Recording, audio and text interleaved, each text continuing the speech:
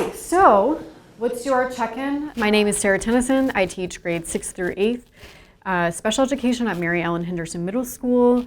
Specifically, I teach social emotional learning through our social emotional learning flex classes. But I am kind of tired, so. My name is Krista Patrick. I'm a school psychologist intern for Falls Church. I kind of consider it almost like a small group counseling, and I thought being in here I could learn from the practices that Miss Tennyson does with the kids.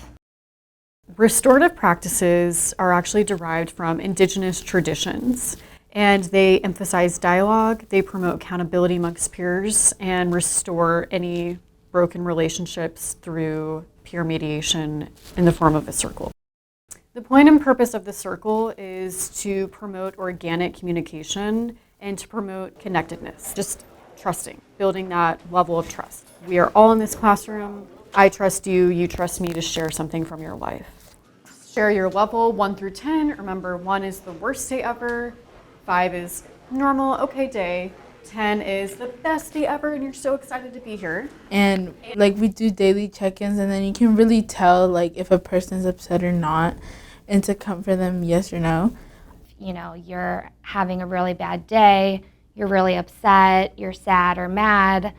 It's hard to take in other information such as learning, content, or anything like that. The point of the circle is that it's never ending, right? So when we do the circle, yes, we are in the circle for that moment, but that continues throughout the school day. So there are harm or mediation circles, and that comes into play when someone in our community, so our classroom or our school, does something that harms us. The whole point of restorative practices is to teach everyone, adults, staff, students, that when harm is done in a community, it doesn't affect just one person, but it affects the entire well-being of the whole community. So these circles give the victim a chance to say, hey, this is how I was impacted. And it gives the offender the opportunity to take accountability and say, hey, I'm sorry, this is why I did that, and this is what I've learned from it. Let's move forward. That translates to kind of counteracting the punitive measures of, okay, you did this, you're 5 days out of school. Because what happens when that student's 5 days out of school, they're missing academic time, falling further behind. They're given a message that I am not wanted here. And granted, there are definitely circumstances that do require an out-of-school suspension. However, restorative practices aims to mediate that and say, you taking accountability, not you just going out of school for 5 days.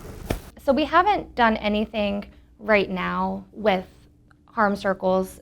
There hasn't been any incidents. And that's a good thing. Yes, that's a very good thing.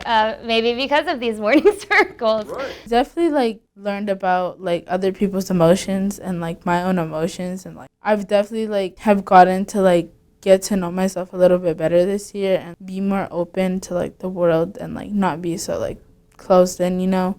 And the question of the day is, what is your favorite way to communicate? The second tier, which we usually start in December, is authenticity building. So that transitions from questions like, what's your favorite ice cream flavor? Very non-confrontational, or there isn't much room for interpretation in those questions, to more vulnerable questions such as, what would you change about your school day? And that gets us into a place where we're knowing more about that student. In general, it's like a nice class, and it's like everybody's just so caring, and like we would like definitely love to have more people join our classroom because I think it would be more fun, and like